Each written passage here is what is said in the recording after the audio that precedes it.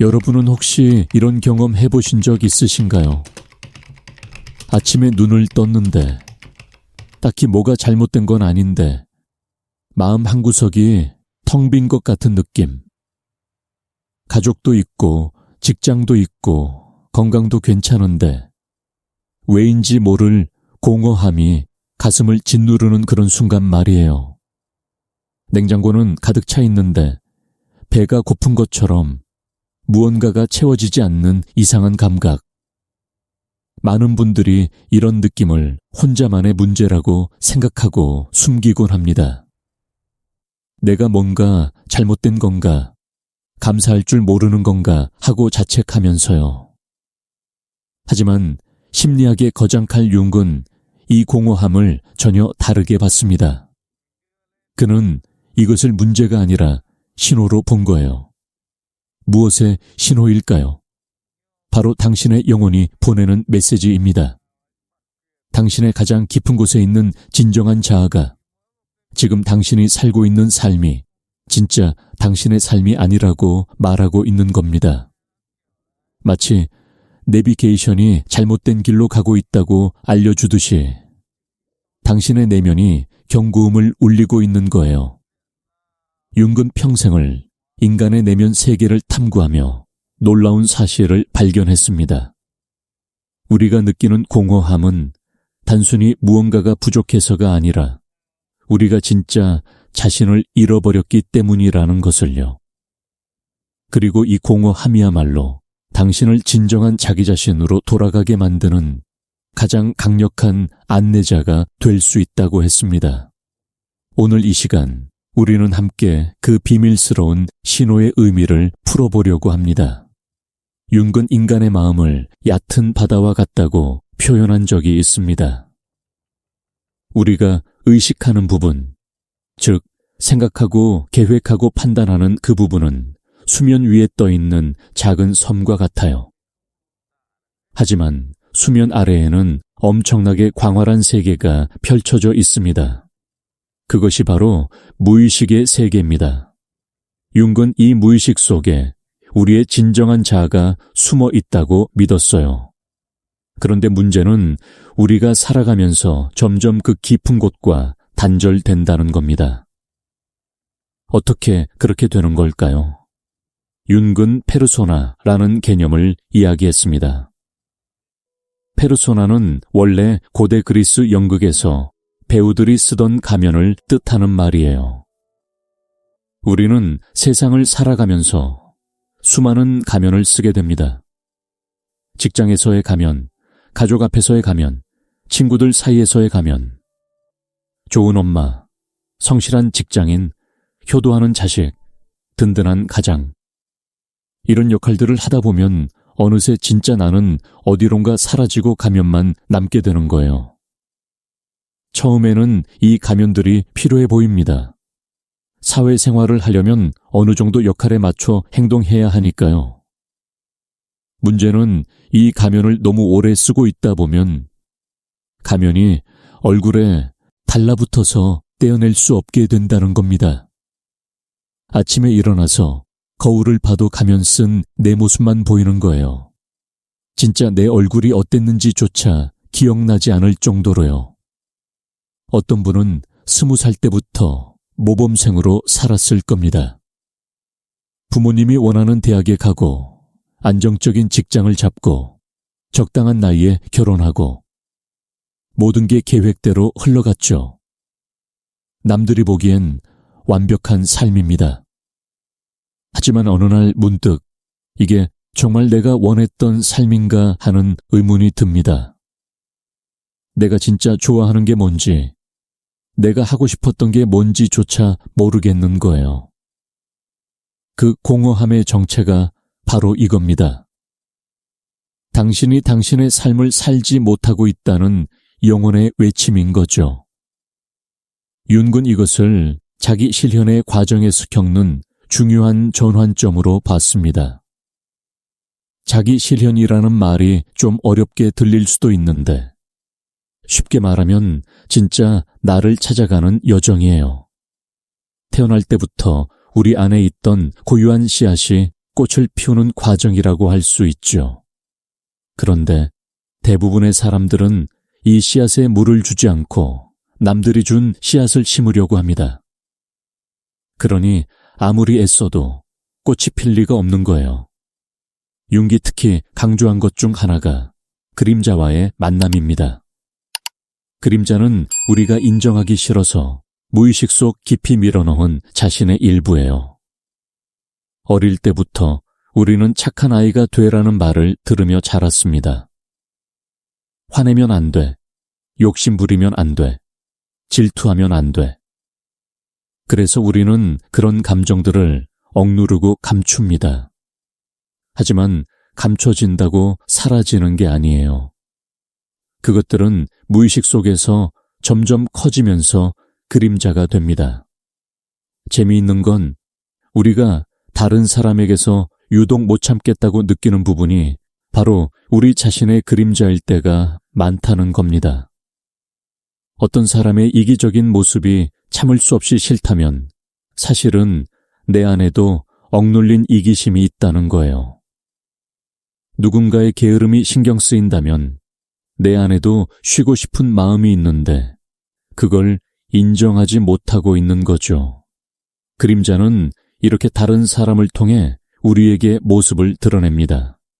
융근 그림자를 만나는 것이 두렵고 고통스럽지만 반드시 필요한 과정이라고 했습니다. 왜냐하면 그림자 속에는 단순히 나쁜 것만 있는 게 아니거든요. 거기에는 억눌린 창의성도 있고 잠재된 열정도 있고 숨겨진 힘도 있습니다. 예를 들어 어떤 분은 평생 조용하고 착한 사람으로 살아왔는데 사실 내면에는 뜨겁게 무언가를 추구하고 싶은 욕망이 있었을 수 있어요. 그걸 인정하고 끄집어내는 순간 비로소 진짜 삶이 시작되는 겁니다. 이 과정이 쉽지 않은 이유는 그림자를 마주한다는 건 완벽하지 않은 나를 인정하는 일이기 때문입니다. 우리는 모두 좋은 사람이고 싶어 해요. 특히 한국 문화에서는 체면과 평판이 중요하다 보니 더욱 완벽한 모습을 유지하려고 애씁니다. 하지만 윤근 완벽함이란 환상이라고 말했어요. 진정한 온전함은 완벽함이 아니라 모든 면을 받아들이는 것에서 온다고요. 빛도 있고 어둠도 있는, 강함도 있고 약함도 있는 그대로의 나를 인정할 때 비로소 우리는 자유로워집니다. 어떤 분들은 이렇게 물으실 수도 있어요. 그러면 내 안의 모든 충동을 다 표현하라는 건가요? 그건 아닙니다. 윤기 말한 그림자와의 만남은 충동적으로 행동하라는 게 아니라 그것을 의식적으로 인정하고 통합하라는 뜻이에요. 예를 들어 내 안에 분노가 있다는 걸 인정하되 그 분노를 건강한 방식으로 표현하는 법을 배우는 거죠. 내가 완벽하지 않다는 걸 받아들이되 그렇다고 자포자기하는 게 아니라 더 진실된 사람이 되는 겁니다. 융의 환자 중에는 겉으로 보기엔 성공한 사람들이 많았습니다. 사회적으로 인정받고 경제적으로 안정되고 가정도 원만한 사람들이요. 하지만 그들은 설명할 수 없는 우울증이나 불안에 시달렸어요. 윤근 그들의 증상이 단순한 질병이 아니라 영혼이 보내는 메시지라고 봤습니다. 당신의 삶이 방향을 잃었다는, 진짜 당신을 찾아야 한다는 신호라고요. 한 가지 흥미로운 점은 이런 위기가 주로 인생의 중반에 찾아온다는 겁니다. 융은 이것을 인생의 정오라고 불렀어요. 젊었을 때는 바깥 세계를 정복하는 데 집중합니다. 공부하고 직업을 갖고 가정을 꾸리고 사회적 지위를 얻고 이 모든 게 중요한 과업이에요. 하지만 40대, 50대가 되면 뭔가 다른 질문이 떠오르기 시작합니다. 나는 누구인가? 내 삶의 의미는 무엇인가? 지금까지와는 다른 차원의 질문들이죠. 많은 분들이 이 시기에 혼란을 겪습니다. 지금껏 잘해왔는데 왜 갑자기 이런 생각이 드는지 모르겠다고요. 어떤 분은 이혼을 생각하고, 어떤 분은 직장을 그만두고 싶어 하고, 어떤 분은 종교를 찾습니다. 주변 사람들은 중년의 위기라며 지나갈 거라고 위로하지만 융은 이것을 위기가 아니라 기회로 봤습니다. 인생의 후반전을 진정으로 의미 있게 살 수 있는 전환점이라고요. 융 자신도 이런 경험을 했습니다. 30대 후반에 그는 깊은 내면의 위기를 겪었어요. 겉으로는 성공한 정신과 의사였지만 내면에서는 뭔가 무너지는 느낌을 받았죠. 그는 이 시기를 직면하기로 결심했습니다. 도망가거나 억누르는 대신 그 어둠 속으로 들어가 보기로 한 거예요. 그는 꿈을 기록하고 환상을 그림으로 그리고 무의식과 대화를 시도했습니다. 이 과정이 쉽지 않았지만 바로 거기서 그의 가장 위대한 통찰들이 나왔어요. 융이 발견한 것 중 하나는 우리 모두가 공유하는 집단 무의식이라는 개념입니다. 개인의 경험을 넘어서 인류가 수천 년 동안 축적해온 심리적 패턴과 상징들이 우리 안에 새겨져 있다는 거예요. 그래서 우리는 특정한 이야기나 상징 앞에서 묘한 울림을 느낍니다. 영웅의 여정, 죽음과 재탄생, 빛과 어둠의 싸움. 이런 주제들은 시대와 문화를 초월해서 반복되죠. 한국의 예시야기들도 이런 원형적 패턴들로 가득합니다. 바리대기 공주의 이야기를 생각해 보세요. 버림받았지만 결국 부모를 구하기 위해 저승까지 가는 여정. 이건 단순한 옛날 이야기가 아니라 우리 모두가 겪는 내면의 여정을 상징하는 거예요. 버림받은 느낌, 고난의 여정, 그리고 그 과정을 통한 성숙과 치유. 우리가 이런 이야기에 마음이 움직이는 건 그것이 우리 내면의 진실을 건드리기 때문입니다. 윤근 증상이나 고통을 단순히 제거해야 할 대상으로 보지 않았습니다. 오히려 그것들을 의미의 탐색자로 봤어요. 당신의 불안은 무엇을 말하고 있나요? 당신의 우울은 어떤 메시지를 전하나요? 이렇게 질문하는 거죠. 많은 경우 증상은 우리가 진짜 자신에게서 너무 멀어졌다는 신호입니다. 예를 들어 어떤 분이 심한 불안증에 시달린다고 해봅시다. 겉으로 보면 모든 게 안정적인데 왜 불안한지 모르겠다고 해요. 하지만 융의 관점에서 보면 그 불안은 무언가 중요한 것을 말하고 있을 수 있습니다.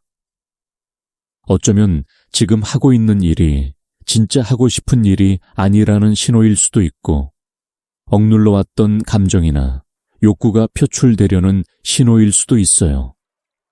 불안을 그냥 없애려고만 하면 메시지를 놓치는 겁니다. 그렇다고 해서 고통을 낭만화하려는 게 아닙니다. 고통은 고통이고 힘들면 도움을 받아야 해요. 하지만 동시에 그 고통이 당신에게 무엇을 말하려는지 귀 기울여 볼 필요가 있다는 겁니다. 융은 종종 환자들에게 물었어요.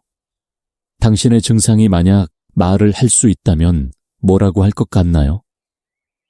이 질문이 때로는 놀라운 통찰로 이어졌습니다. 융의 치료에서 중요한 것 중 하나가 상징과 꿈의 탐구였습니다. 우리의 무의식은 직접적으로 말하지 않아요. 대신 상징과 이미지로 소통합니다. 꿈이 대표적이죠. 융은 꿈을 무의식에서 보내는 편지라고 봤습니다.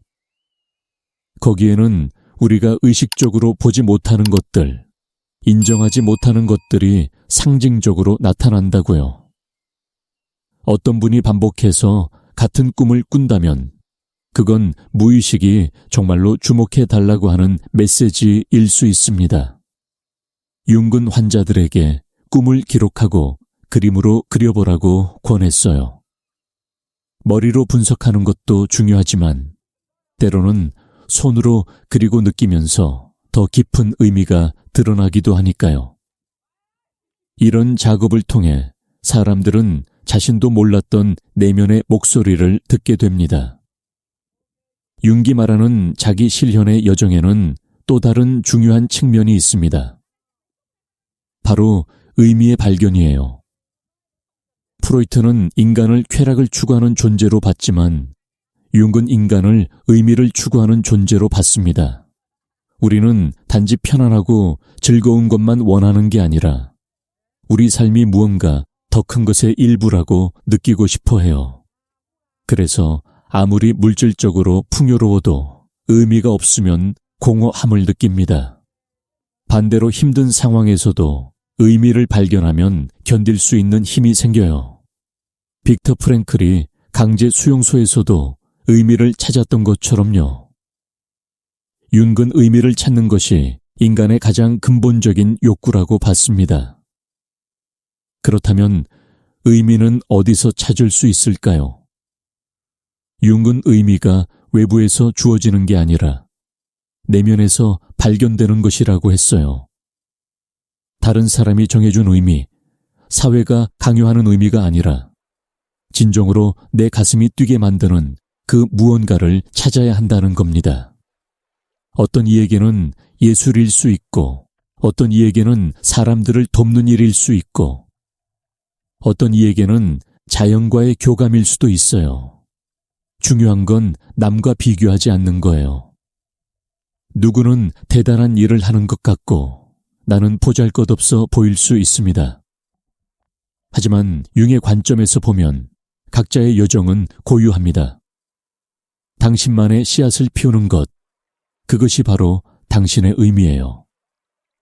옆집 정원과 비교할 필요가 없는 거죠. 융은 또한 종교와 영성의 중요성을 강조했습니다. 다만 그가 말한 종교는 제도화된 종교만을 뜻하는 게 아니었어요. 더 넓은 의미에서 우리를 우리보다 큰 무언가와 연결시켜주는 경험을 말했습니다.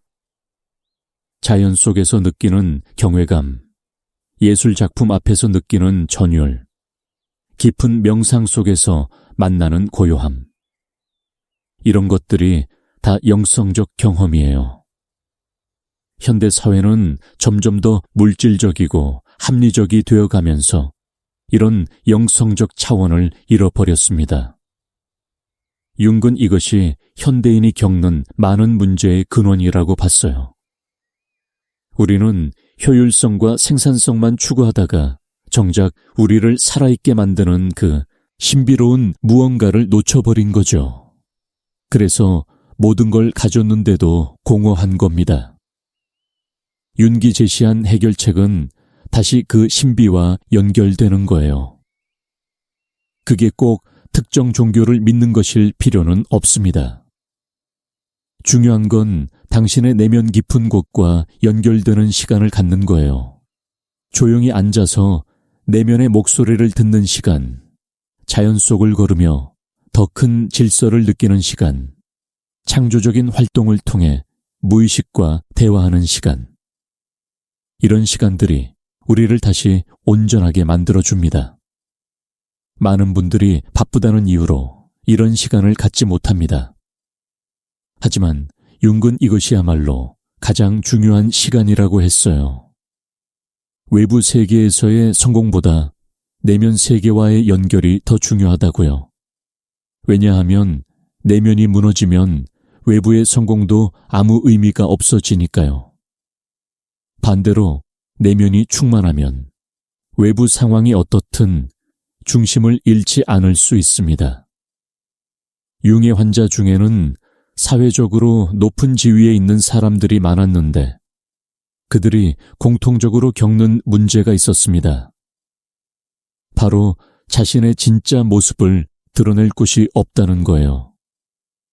사람들 앞에서는 항상 강하고 유능한 모습을 보여야 하고 집에서도 가장으로서의 역할을 해야 하고 어디에도 그냥 나 자신일 수 있는 공간이 없는 겁니다. 융의 치료실은 그런 사람들에게 가면을 벗을 수 있는 안전한 공간이 되었습니다. 거기서는 완벽하지 않아도 되고 강하지 않아도 되고 그냥 있는 그대로의 자신이 될 수 있었죠. 융은 판단하지 않고 들어주었습니다. 그 자체가 치유였어요. 우리 모두에게는 이런 공간이 필요합니다. 가면을 벗고 진짜 나를 드러낼 수 있는 관계, 장소, 시간이요. 융은 자기 실현의 과정을 개성화라고도 불렀습니다. 이건 이기적이 되라는 게 아니라 진정으로 독특한 개인이 되라는 뜻이에요. 우리는 모두 비슷하게 살라는 압력을 받습니다. 이 나이엔 이래야 하고 이 성별이면 저래야 하고. 하지만 융은 진정한 성숙은 그런 틀에서 벗어나 자기만의 길을 가는 것이라고 했습니다. 물론 이게 쉽지 않습니다. 다른 길을 간다는 건 외로울 수 있고 주변의 이해를 받지 못할 수도 있어요. 하지만 융은 이것이 피할 수 없는 과정이라고 했습니다. 진짜 자신이 되려면 용기가 필요해요. 남들이 뭐라고 하든 내 내면의 목소리를 따르는 용기. 그것이 바로 영웅의 여정입니다. 융의 이론에서 또 하나 중요한 개념이 있습니다. 바로 자기, 셀프라고 불리는 것이에요. 이것은 의식과 무의식을 모두 포함하는 전체로서의 나를 의미합니다. 우리가 일상적으로 나라고 생각하는 자아는 사실 빙산의 일각에 불과해요. 진짜 나, 전체로서의 나는 훨씬 더 크고 깊고 신비로운 존재입니다. 융은 사람들이 이 전체로서의 자기와 만나는 순간을 가장 의미 있는 경험으로 봤습니다. 어떤 사람들은 꿈에서, 어떤 사람들은 명상 중에, 어떤 사람들은 자연 속에서 이 경험을 합니다. 갑자기 모든 것이 연결되어 있다는 느낌. 내가 우주의 일부라는 깊은 알음. 말로 설명할 수 없지만 절대적으로 확실한 그 무언가. 융은 이것을 자기 실현의 궁극적인 목표로 봤어요. 이 여정에는 끝이 없습니다. 융 자신도 평생 자기 자신을 탐구했어요. 80이 넘어서까지 꿈을 기록하고 무의식과 대화하고 새로운 통찰을 얻었습니다. 자기 실현은 도달해야 할 목적지가 아니라 계속 걸어가야 할 길입니다. 매 순간 더 깊이 나 자신이 되어가는 과정이죠. 때로는 후퇴하는 것처럼 느껴질 수도 있어요. 한 걸음 나아간 것 같았는데 다시 옛날 패턴으로 돌아가기도 하고 이미 극복했다고 생각한 문제가 다시 나타나기도 합니다. 하지만 융은 이것도 과정의 일부라고 했습니다. 나선형 계단을 오르는 것처럼 같은 지점을 지나가는 것 같지만 실은 더 높은 곳에 있는 거예요. 융의 접근에서 아름다운 점은 실패나 좌절조차도 의미 있게 볼 수 있다는 겁니다. 당신이 넘어졌다면 그건 무엇을 배우라는 신호일 수 있어요. 관계가 깨졌다면 그 안에서 당신이 성장해야 할 부분을 발견할 수 있습니다. 꿈이 무너졌다면 어쩌면 그건 당신의 진짜 꿈이 아니었을 수도 있어요. 이렇게 모든 경험을 성장의 기회로 볼 수 있습니다. 한국 문화에는 한이라는 독특한 개념이 있습니다. 오랜 세월 쌓인 슬픔과 억울함, 풀리지 않은 감정들이죠. 융의 관점에서 보면 이 한도 일종의 그림자라고 할 수 있어요. 개인적인 그림자를 넘어서 집단적으로 억눌린 감정들. 하지만 한국인들은 이 한을 예술로 승화시켰습니다. 판소리, 민요, 문학 속에서 한을 표현하고 풀어냈죠. 이것이 바로 융기 말한 무의식과의 건강한 대화 방식입니다. 우리 각자의 내면에도 풀리지 않은 한이 있을 겁니다. 어릴 적 받은 상처, 인정받지 못한 감정, 표현하지 못한 분노나 슬픔. 이런 것들이 무의식 속에 쌓여서 공허함으로 나타나는 거예요. 융은 이것들을 하나씩 끄집어내서 빛 속으로 가져오라고 했습니다. 그것들을 인정하고 느끼고 표현하면서 비로소 치유가 일어난다고요. 어떤 분들은 이 과정이 너무 고통스러워서 피하고 싶어 합니다. 차라리 바쁘게 사는 게 낫다고, 생각하지 않는 게 낫다고 말하죠. 하지만 융은 피한다고 사라지는 게 아니라고 했어요. 오히려 더 깊이 묻힐 뿐이라고요. 그리고 언젠가는 더 큰 위기로 터져 나온다고 했습니다. 그러니 지금 조금씩이라도 직면하는 게 낫다는 거죠. 융의 작업실에는 그가 직접 조각한 돌들이 많았습니다. 그는 환자를 보지 않는 시간에 돌을 깎으며 무의식과 대화했어요. 손으로 무언가를 만드는 행위 자체가 치유적이었습니다. 우리도 비슷한 활동을 찾을 수 있어요. 정원을 가꾸거나, 그림을 그리거나, 글을 쓰거나, 악기를 연주하거나, 이런 창조적 행위를 통해 무의식의 내용이 자연스럽게 흘러나옵니다. 융은 특히 중년 이후의 사람들에게 창조성이 중요하다고 강조했습니다. 젊었을 때는 기존의 틀 안에서 성공하는 것이 과제였다면 나이가 들수록 자신만의 것을 창조하는 것이 중요해진다고요. 그게 꼭 예술 작품일 필요는 없어요. 당신만의 삶의 방식, 당신만의 지혜, 당신만의 관계, 이 모든 게 창조입니다. 윤기 노년에 쓴 자서전을 보면 그는 자신의 삶을 하나의 신화로 봤습니다. 각자의 삶이 하나의 이야기이고 우리는 그 이야기의 주인공이라는 거예요. 문제는 많은 사람들이 자기 이야기의 주인공이 아니라 엑스트라처럼 산다는 겁니다. 다른 사람의 이야기 속에서, 사회가 쓴 각본 속에서 살아가는 거죠. 융은 당신만의 이야기를 쓰라고 격려합니다. 그렇다면 구체적으로 어떻게 시작할 수 있을까요? 융의 방법을 따르자면 먼저 멈추는 것에서 시작합니다. 바쁘게 달리던 것을 멈추고 조용히 자신을 돌아보는 거예요.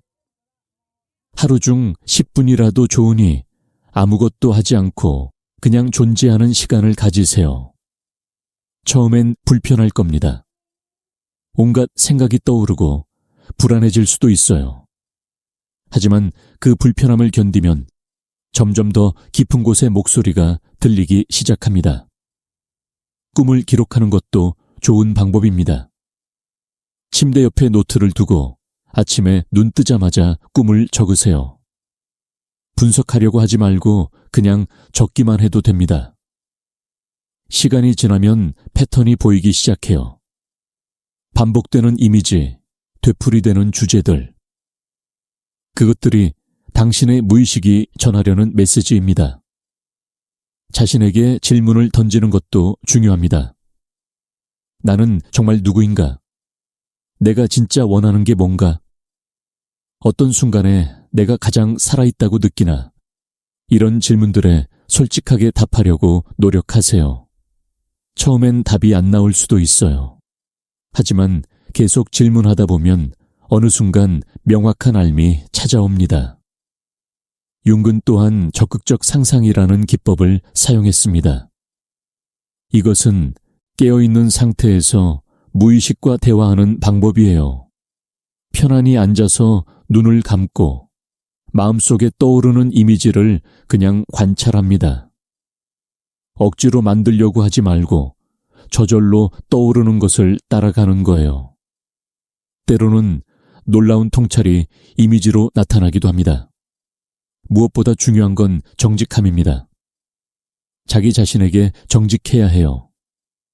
남에게 보이기 위한 답이 아니라 진짜 내 마음의 답을 찾아야 합니다. 융은 거짓된 자기 인식보다 진실한 어둠이 낫다고 했어요. 착한 척하느라 진짜 나를 숨기는 것보다 불완전하지만 진실된 나를 인정하는 게 훨씬 건강하다는 겁니다. 이 여정에서 우리는 혼자가 아닙니다. 윤근 분석가와의 관계가 중요하다고 봤지만 꼭 전문가가 아니어도 돼요. 당신을 있는 그대로 받아들여주는 친구, 진심으로 당신의 이야기를 들어주는 누군가만 있어도 큰 힘이 됩니다. 때로는 책이나 음악, 자연이 그런 역할을 해주기도 해요. 융의 메시지를 한마디로 정리하면 당신의 내면을 신뢰하라는 겁니다. 세상이 뭐라고 하든 당신의 영혼이 보내는 신호를 믿으세요. 그 공허함, 그 불안, 그 갈망은 잘못된 게 아니에요. 그것은 당신을 진짜 당신에게로 이끄는 안내자입니다. 그 목소리를 무시하고 살 수도 있지만 그러면 평생 무언가 빠진 듯한 느낌으로 살게 됩니다. 지금 이 순간 당신이 느끼는 공허함에 귀 기울여 보세요. 그것이 무엇을 말하고 있나요? 어쩌면 지금 하는 일이 진짜 하고 싶은 일이 아니라고 말하고 있을 수도 있어요. 어쩌면 억눌렀던 감정을 느끼라고 말하고 있을 수도 있습니다. 어쩌면 진짜 나를 찾아 떠날 시간이라고 속삭이고 있을지도 모르죠. 융의 삶을 보면 그는 결코 완벽한 사람이 아니었습니다. 많은 실수를 했고 갈등도 겪었고 어두운 시기도 있었어요. 하지만 그는 끝까지 자기 자신과 진실하게 마주했습니다. 그 용기가 그를 위대하게 만든 겁니다. 우리에게도 그 용기가 필요해요. 완벽해지려는 용기가 아니라 진실해지려는 용기. 이 길은 쉽지 않습니다. 때로는 외롭고, 때로는 두렵고, 때로는 길을 잃은 것처럼 느껴질 거예요. 하지만 융은 이렇게 말합니다. 당신만의 길을 가는 것, 그것이 가장 의미 있는 삶이라고. 남들이 다니는 넓은 길이 아니라 당신만이 걸어야 할 좁은 길을 찾으라고요. 당신 안의 공허함은 결핍이 아니라 가능성입니다. 그 빈 공간은 진짜 당신으로 채워지기를 기다리고 있어요. 가면을 벗고 그림자를 마주하고 무의식과 대화하면서 당신은 점점 더 온전한 자신이 되어갈 겁니다. 그 여정이 바로 삶의 의미예요. 융은 80이 넘어서 이렇게 썼습니다. 나의 삶은 무의식이 스스로를 실현해가는 이야기였다고. 그의 삶 전체가 하나의 자기 실현 과정이었던 거죠. 우리의 삶도 마찬가지입니다. 매 순간이 더 깊은 나를 만나는 기회예요. 그 기회를 놓치지 마세요. 오늘 밤 잠들기 전에 조용히 자신에게 물어보세요. 나는 누구인가? 내가 진짜 원하는 삶은 무엇인가? 답이 바로 안 나올 수도 있어요. 하지만 질문을 던지는 것 자체가 시작입니다. 그 질문이 당신을 조금씩 진짜 당신에게로 데려갈 겁니다. 당신의 영혼은 지금 이 순간에도 말하고 있습니다. 공허함으로, 갈망으로, 꿈으로, 증상으로. 그 목소리에 귀 기울이세요. 두려워하지 마세요. 당신 안에는 당신이 상상하는 것보다 훨씬 더 큰 지혜와 힘이 있습니다. 윤기 발견했던 그 무한한 가능성이 당신 안에도 있어요. 이 여정을 시작하기에 늦은 때는 없습니다. 20살이든 60살이든 지금이 바로 당신의 진짜 삶을 시작할 때입니다. 용기를 내세요. 한 걸음씩 내면으로 들어가 보세요. 거기서 당신은 잃어버렸던 자신을, 그리고 당신이 찾고 있던 모든 답을 발견하게 될 겁니다. 당신의 공허함은 끝이 아니라 시작입니다. 새로운 당신으로 태어나는 신성한 시작이에요.